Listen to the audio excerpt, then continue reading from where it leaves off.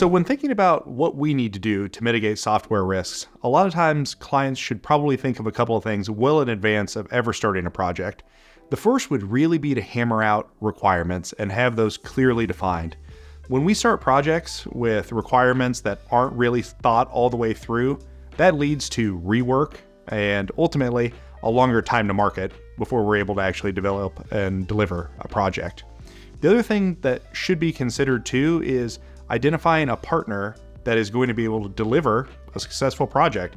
It's really no different from you doing work on your own home. And if it's a foundation that needs to be braced, you're going to want to use a company that has had a track record of success and testimonials from other clients who have said that they've done a great job.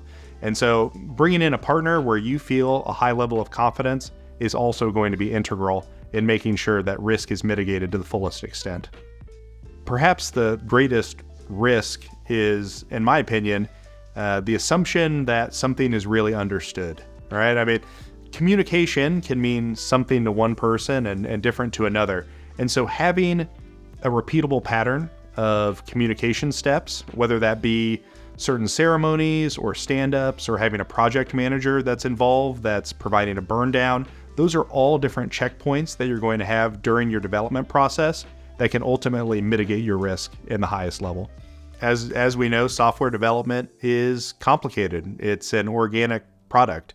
And so it's something that, even if it's clearly identified at the outset, it's going to change as soon as developers get their hands on it. And so having that constant level of communication is going to allow you to really mitigate whatever small issues come up early on to avoid something that is a major problem farther down the line.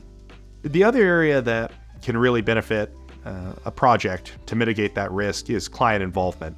And that's involving not only the technical team, but other stakeholders within an organization. One of the things that we do at Keyhole is demo early and often. So we want to give you living, breathing, working software that you're able to see and talk about what you like and maybe don't like.